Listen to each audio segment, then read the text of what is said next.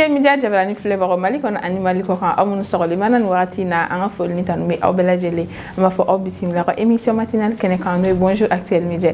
Bonjour Actuel Media jem kan metal ke rubrique de madame kan no de événement du jour ko ba mun kera ka ben bidon ngoma o temene ko anga rubrique flana bela no personnalité du jour ma ba mun bangela ka ben bidon ngoma o fana temene ko anga rubrique sabana bela no météo temene ko anga rubrique expression du jour bina actualité du jour fo kata se fait divers manga bi invité o fana bambulo anim olu bina je ka masala olu yo mo sabe donc amé fulla se olu fana ma donc amba fo ola bismillah.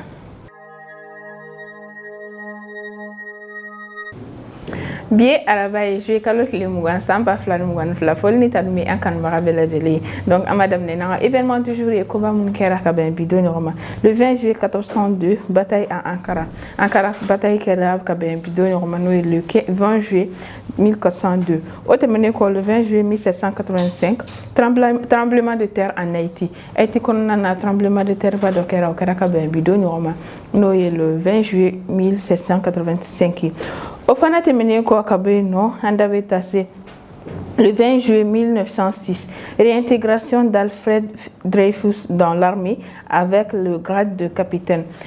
Alfred Dreyfus allait réintégrer l'armée qu'on a gradé à capitaine au Kera Kabebido le 20 juillet 1906.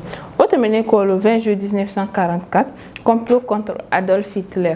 Complot Kera Adolf Hitler comme Kabebido le 20 juillet 1944. Au final, terminé le 20 juillet 1951. Assassinat du roi Abdallah Ier de Jordanie. Abdallah Ier de Jordanie n'a le couillé Jordanie roi. Allez bonenani na haben bidon roma le 20 juillet 1951. Nitiebi événement du jour y kolasi auma okambesoni. OTS est là pour tous vos besoins en matériel électronique et électroménager. Folni tanme akan baravela jele ko kurani c'est la rubrique flana mano y personnalité du jour et ma bamounou bangira ka ben bidon roma ambo damne ni René Cousinetier allé ingénieur en aéronautique français René bangira le 20 juillet 1904 allé terminer ko kabu non andabeta c'est Mireille Balema allé actrice française Mireille bangira le 20 juillet 1909 Mireille terminé ko kabu non andabeta c'est Lola Albrechtman Lola est actrice américaine allé bangira le 20 juillet 1925 Lola fana terminé ko kabu non Michael Jelen allé chef d'orchestre et compositeur autrichien Michael bangira le 20 juillet 1927 Michael terminé ko kabu non andabeta c'est Paula Ivanova allé athlète roumaine elle était championne olympique du 1500 mètres pour la bangira le 20 juillet 1963. Pour la terminer quoi kabu non andabeta c'est Aïcha Aboubakar ma allée femme politique nigériane Aïcha bangira le 20 juillet 1966. Aïcha terminer quoi kabu non andabeta c'est Anaïs Baydemir ma Anaïs est présentatrice franco-turque de météo télévisée. Anaïs bangira le 20 juillet 1979. Ni Anaïs termina kabu non Steven Joseph est footballeur français. Steven bangira le 20 juillet 1990. Elle terminer quoi kabu non Amébita Kuncheni, Alexandra de Harnovier, Alexandra est princesse allemande, Alef bangira le 20 juillet 1999. Nitiebi personnalité du jour, Fanaï Koulase Auma, Amafoku Bela de joyeux anniversaire. Mounou Fana Fatura ko Alaka Badabada de l'Union, oui, à Cambesson.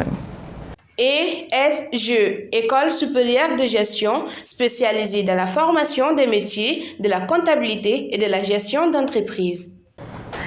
Personnalité du jour, terminé quoi kabini c'est un rubrique sabana mano et météo du jour bi météo du jour ina fo don tawla amé ali dameni kay no en première région kay bik le fa bene degré bisabay nambora kay ameta kulikoro bik le fa bene ba o degré muwa an shekinye siga so muwa an woro mop segu konnana le fa be boya kata se muwa an gulun vlama mopti bisaba an kele tamaktu bisaba aninani gaw konnana le fa boyane degré bisaba an duruye kidal konnana bisaba an woro tisalito bisaba an woro minaka fana le fa boyane degré bisaba an woro bamako ana lamini le fa boyane degré muwa an gulun vlay bamako bi le bora ka ben 6h 28 minutes ma tile bien à 19h 1 minute ni tu es bi météo fana kulasi awma ama fo akambe son. Pour tous vos besoins en librairie, papeterie, matériel informatique, appareils électroniques et divers, rendez-vous chez Acadé Informatique. Bien, c'est en rubrique invité du jour, ma invité du jour bi au lieu moro sabaye au lieu benaka kuma ou événement kano ye school event donc amé kuma de uma. Ina fa tout comme anga bido ma au lieu moro sabaye Youssouf Fomba Ahmed Traoré ani Maimouna Diarra ubna kuma événement kan au de school event février lors en toi. Namina folie bla bla que na be vous présenter Youssouf amé Adam est là une sakoma. Ça va? Ok, Youssouf, EBC qui présente et membre du school event là ou bien est organisateur de.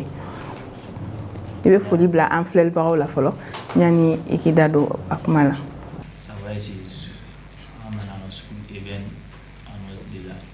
Moi je m'appelle Youssouf Fomba. Ok, d'accord. Ahmed, une seconde.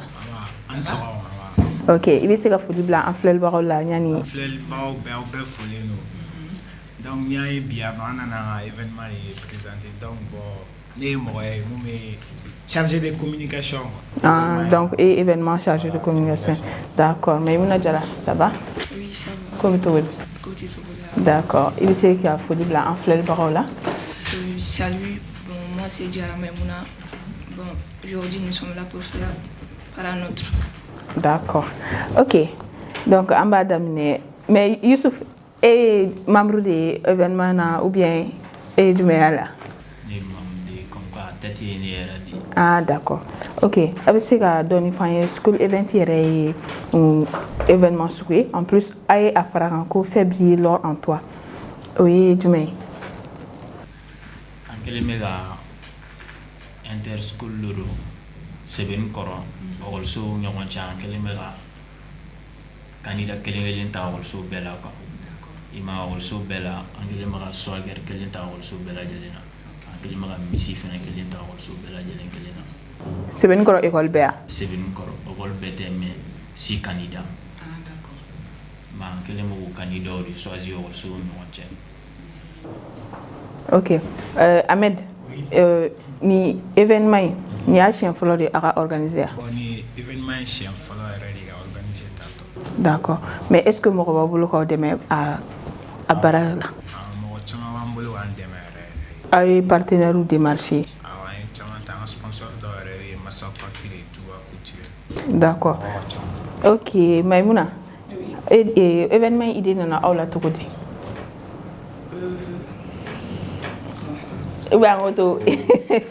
Ahmed Mari.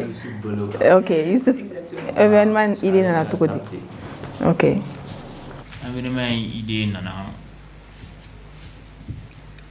parce que sans lavana nya essayer un événement d'organiser also non chez comme bora expliquer tout comme na o interschool also non chez quoi ima parce que bagi à ce moment bagi era wa ni bagi mana ban samedi follow ni samedi de quoi ima a événement chien follow de ni ka keko na chien follow du coup a idée nana ne la ngo fongani ni keko.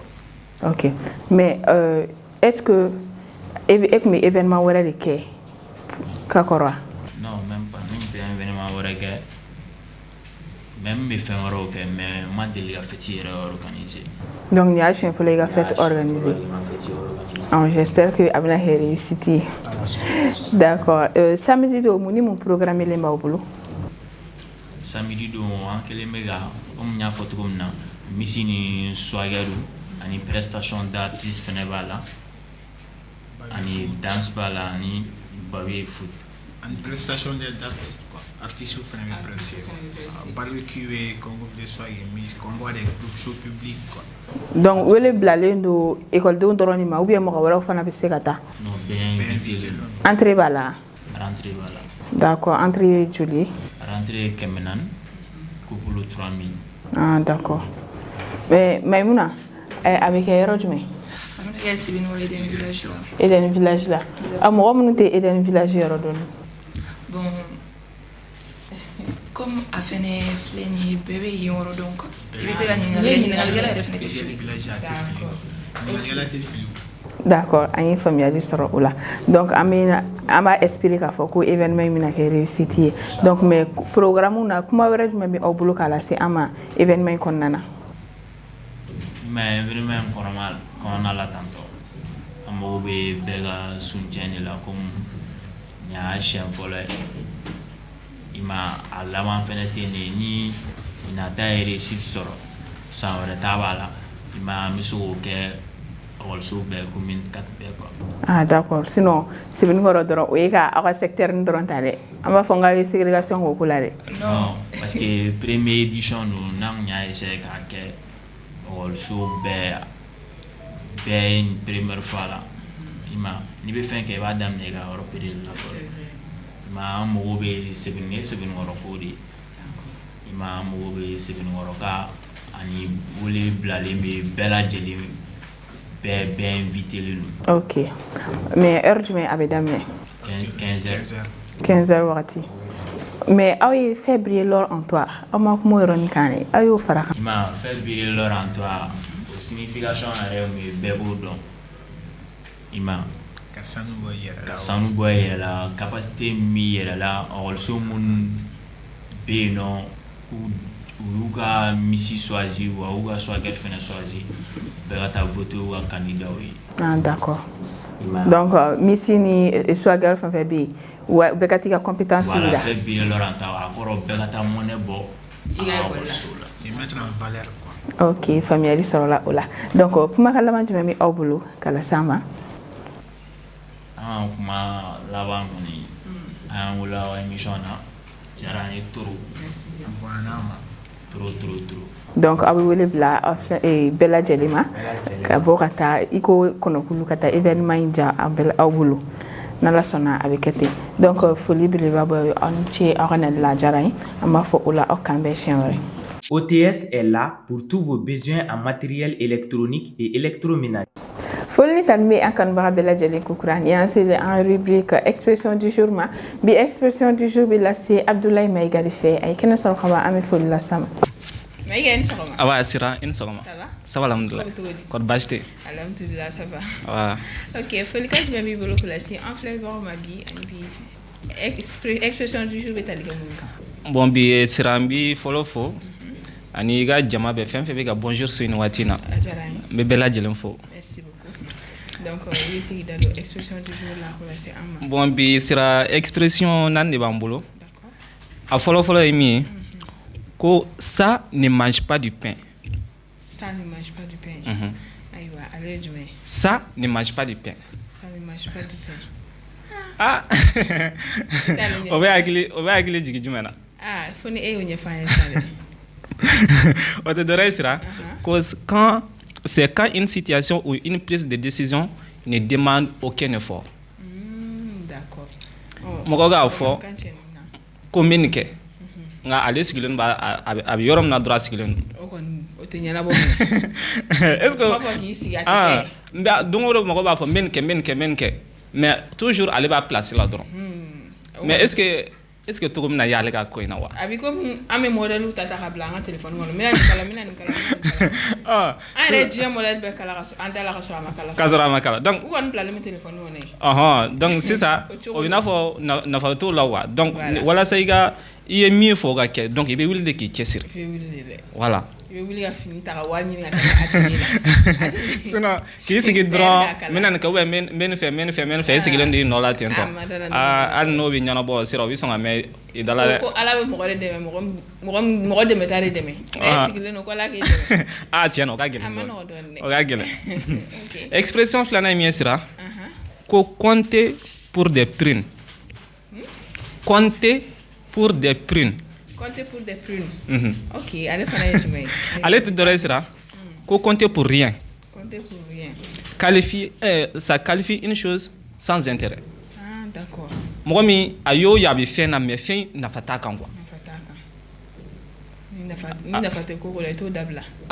Ou bien ni Darame tɔnɔ kɛ bɛ den ni sisan babu kɛrɛfɛ kɔlɔn b'u ka don kɔnɔ don o don ale bɛ ji bɔ kɔlɔn na ka taa yɛlɛma ba kɔnɔ kɔni bɛ ka fu kɔni kɛ o tɛ fu ya o ye fu ye donc sisan mun ye samita daramɛ kɛ safi daramɛ ma kɛ quoi sira ne ye n ka exemple de ta ne ye n ka exemple de ta donc n'i bɛ ko kɛ i k'a lajɛ a nafa bɛ min na quoi sinon ka ko nafantan kɛ donc a bɛ i n'a fɔ o ye temps perdu de ye i yɛrɛ ma quoi donc n'an bɛ ko kɛ an k'a lajɛ ko min nafa b'an kan ou bien a nafa bɛ an ka société kan mais don o don e de bɛ sɛmɛ ko la e tɛ nafa sɔrɔ a la mɔgɔ si tɛ nafa sɔrɔ a la donc i ka temps bɛ perdu i tɛna nafa foyi sɔrɔ a la donc sira o ye expression filanan ye a sabanan ye min ye ko tomber dans les panneaux.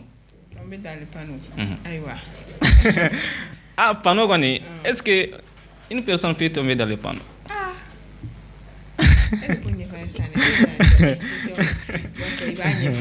Tomber dans les panneaux, o te dɔwɛrɛ ko c'est fait avoir tombé dans un piège. Ni mɔgɔ ye jan da ɲɛ a ka tila k'i minɛ tuguni. Ah, tiɲɛna. O ye piège. A bɛ i n'a fɔ n'an ko sisan ni karisa donna sisan a bɛ ɲɛsin nin de ma o yɔrɔnin bɛɛ a ka don a ka sina k'i ɲɛsin o kelen de ma ou bien ni karisa donna sisan a bɛ fɔlɔ min na a bɛ nin de fɔ. O ye an b'a fɔ n ko an ye samara min tigɛ i sen ma n k'a bɛn nin ma. An ye samara min tigɛ i kɔfɛ a bɛn nin sen. A bɛn nin sen ma donc mɔgɔ ka jan de ɲɛ a kɛra kulonkɛ sen fɔ bɛ a kɛra sɛbɛ fɛn fɛn o donc nin expression bɛ fɔ ka o ko nin de yira quoi donc mɔgɔ ka jan de ɲɛ a tigi ka tila k'i minɛ tuguni. I ka tila ka bi o kɔnɔ donc o tɛmɛnen kɔ sira an ka expression laban ye min ye ko être un vrai cordon bleu. Être un vrai cordon bleu. Ok. Ni être un vrai cordon bleu. Donc mɔgɔ dɔw bɛ se k'u waso ni nin kuma ye dɛ. O tɛ dɔwɛrɛ ye o kɔrɔ ko être un vrai chef de cuisinier. Mɔgɔ min bɛ se tobili la kojugu bɛ voilà. N'i bɛ se tobili kɔni na tobilikɛyɔrɔ la u mana kuma wuli karisa tɛ se tobili la karisa tɛ se. I b'a fɔ hali ni an m'a fɔ ko ne se. Nka mɔgɔ min tɛ se tobili la i n'a fɔ n t'a dɔn ni yɛrɛ ni Daramɛ yɛrɛ bɛ se tobili la yɛrɛ. Mais est-ce que nin expression bɛ se ka qualifier Daramɛ bɛ se k'i yɛrɛ ye nin expression. Mun y'i bila a la sɔgɔmada in na de. Ayi n bɛ fɛ ne n'a faamana don. Donc n bɛ fɛ ka message de lase a ma quoi. Ayi n bɛ ka message sɔgɔmada message de lase a ma de. Ne yɛrɛ t'a dɔn ni Daramɛ bɛ se k'i yɛrɛ ye nin kɔnɔna na. Être un vrai cordon bleu. Donc an kɔni an bɛ se ka nin yɛrɛ ye nin kɔnɔna na. A b'a fɔ k'an ka waso dɛ n'o de cordon bleu. E sera. E ma ne ka dumuni dun. Bon ne kɔni delila ka i ka wujila dun. O tun bɛ cogo di. O ka fisa gansan. Ka fisa wa.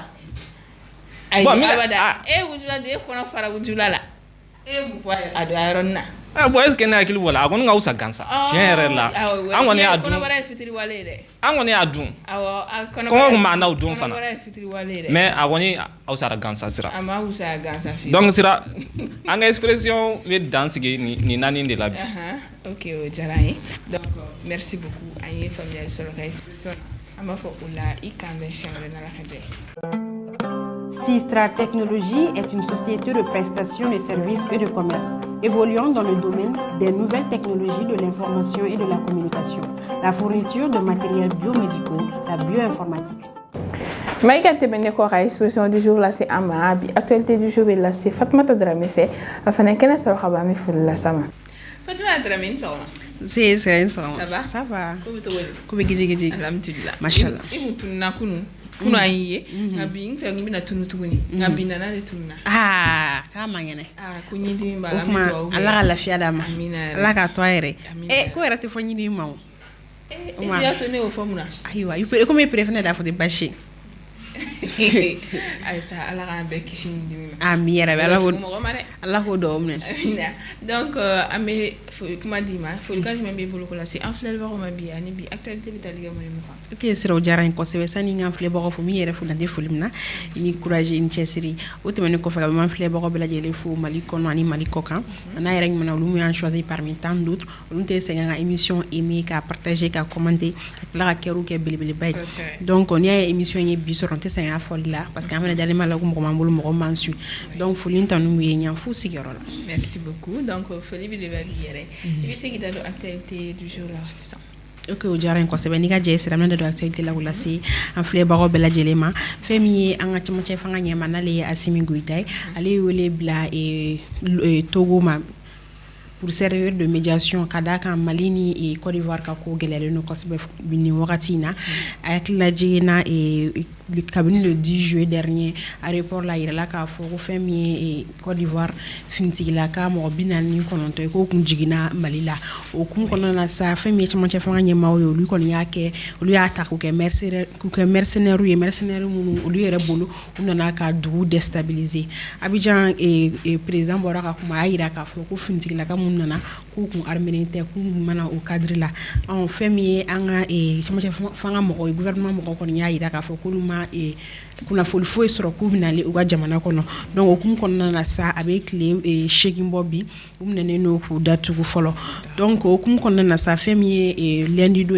asimi goita ale wole bla lome e togoma la sa togo wese ka kuma ndu flan ale anga jamana ni Côte d'Ivoire che togomna wala sa ka yoro du stabiliser kadaka folo ane ayen farafina jamana flabe farafina jamana o kele ama janyo na kosebe donc ni frigi wana kan nonche a chemin donc akinata nyena ko sebe kadaka ni ko galera de wole bla mogoma o tigi ka kuma nonche o ebelebele be donc ame dori ke ala ku bela jeli be kelema donc c'est l'autre menu ko feka boya meta e Burkina jona femi Burkina be o feno Burkina be ko koronya fana no e ginsengori aywa dimashi temeni attaque donc fora ko kere no mais bide e bilan complet au bora bilan provisoire bilan officiel au bora ayera ka foko attaque kera sababu ka mo tam boyo ni to ala donc attaque kon e fan fe fin chaman tiena femi barawni yolu chey katanu li bingali wale ke bagan chaman che katanu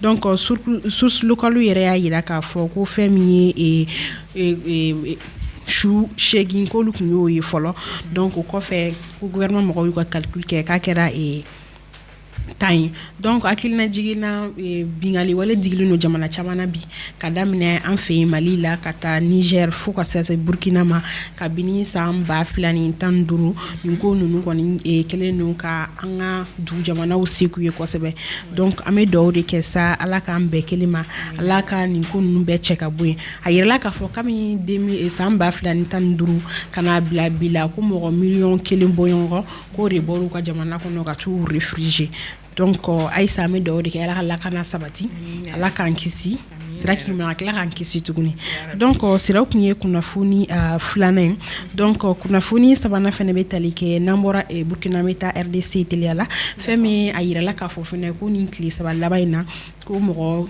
e tan boyongo ko o fatura attaque de fenêtre sinfe o yekuna foni mbora ADF mogola yoro la Burkina Buka ADF no force démocratique alliée donc o kum konna na sa ayira la ka foko o mogo e tam munu fene fatura ko lukni civilier donc chou shegi munu yera folo olu koni yera e so abandonné ndokono source localu fe dimashidon chou fe o kera e aywa ndimo no be jamana yere e koron e jamana yere fan fe la fe donc sira otemene ko fe gabu insta maybe actualité kunchani ONG Afrique du Sud ONG do olu ya yira ka fo lu ko bilambo olu ya yira ka fo ko abe wakati jambo ko ni san labanuna ko demiseni kemefla ko okoni ko olube abandonné et carré konna ni fona fotabla docteur Soula donc o kibario ya yira ka fo ko okun fa banaka ke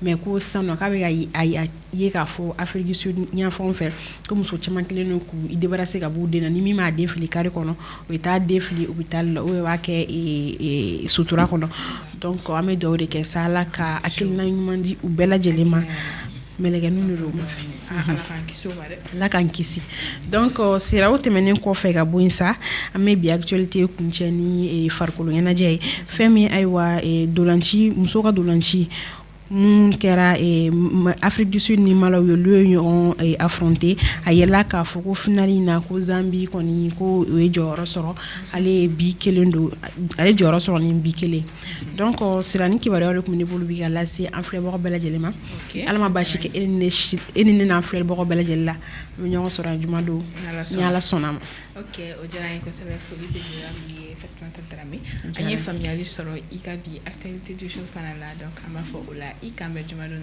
na la jarana ESGE, École supérieure de gestion spécialisée dans la formation des métiers de la comptabilité et de la gestion d'entreprise. Bien sûr, en rubrique fait divers, là c'est Aminata Y Coulibaly de fait. Donc Aminata Y fana kena soro kaba ame foli la sama. Aminata ni soro. C'est la somo. Bashite wa. Alhamdulillah. Sel jara. Ajara. Ay saif mesilla. Ay avga chawari. Am me shimina follow. Shin chama mina. Ay bade mina. Ima shin won tika bala. Inya ten borone na be ba go shin chama mina. Chama mina. Okay. Foli kanji be mi bolo kala se afele ba ko mabi ani bi fait divers betalika moni muka. Sira o jaranye. Foli ni tan ni be am flel ba chena am so dem sen ma khoroba. Sira foli belebele ba yere tay so marena sira nim nan dadu babum na ote babu gele man bay o be tali ke logokun temeli bon logokun temeni yere te seli nya horolan na ayda la ka foko ivoirian wa militaire do bolu ga jamana kono kana aéroport yere fo yu mine ba eta ou considéré comme des mercenaires donc ko kele ngunu kan chama fora geraw animina na kuma réseaux sociaux animina kuma nay mais sirante mun kala ma ka fo ko koyi ambe masigini mu ya la kan kishi akana ta labola ni ngwa kana ta labono yumi parce que an chama ne be no ambe ya fembali kornala on cherche pas ka information ere nyini ka do mun be no ita soro an chama ne be no ame kuma me doron amam puruka wal ma dobele page do sans fait des pages munum be juste ou be baloni bezide ale be yolo sans fait ale ba yo tigi commentaire mun bla même na soro tiente abota bi sinzuka abo kuma ke aga baro da kuma nya ga yoro wi donc ita soro mo chama be no ou bien non mais vie dans l'ignorance. Excusez-moi pour le terme. Donc il t'a soro ou bien non ou kon be no tento ou lu ba meto bi ga fa chuamna. Très bien. Ou fana ba fa tento. Donc de plus rumeur be circuler, de plus abese ga nan conflit mo gon nyoronche. Ala kan be kishima. O ba to soro marena mum kuma kan be mbolo abe fore mako appel à l'apaisement. Antiamambe no anti-rimeri impactido. Rimeri impactiga bonko jugu surtout jamana flamunu yere presque ako bebe nyoga ani ivar be kili puisque am bebe choya kele neke anga mogo be o ka mogo ban fe ano am be se ka fo ne des pays frères donc na fola ko do ka do ano lu nyogonche do be réseau sans fait obi asimineni do be boy an fe no be alasan neni do be boy an fe no ba fo ni be france de noy kuma chale no ko jugu sira akala sababu ye fo do be ya fo male munu banga yorola ameto gubugo walma metan ko la male mo munu biano ko funate ko kalama ba fotento parce que mo be ko kala mais ta fo ki ben ko intaka assez amplière doma olu fana ba la ka fo ni varien we de kana ko militaire um ne ka banga jamana ko kuma be cha ala kan kishama amna tala ba fen fela antado donc ore la ma fo be nyana be ga jisuma ke ni ko ina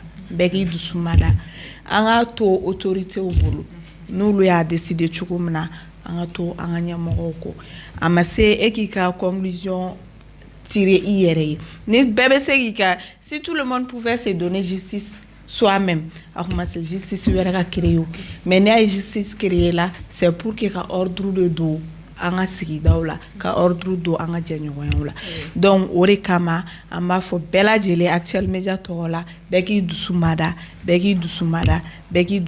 to ko na fo meto ka fo kuma be nimbe teme iga plateau kan sira nimbe comment faut appel à l'apaisement faut ma faut nous les journalistes soyons acteurs de paix dans notre société donc araka on kuna fondila on fana njoro ka bonna ko sebe anga kuma anga nyefolike mogoye wala sa mogobe se ka ko famia parce que kuno fondina ka futne wuli yoron kelendo aka futne basa fana yoron kelendo donc sira soro marena ni ne kumeni fo fait kala se aflel baka bela jirina donc ame foli bla yere la et j'espère que club na di akola alaka akusman na la sona amina merci beaucoup Siraki amba fa ola ikambe jumado na la haje na la sona masira ESGE, École supérieure de gestion spécialisée dans la formation des métiers de la comptabilité et de la gestion d'entreprise.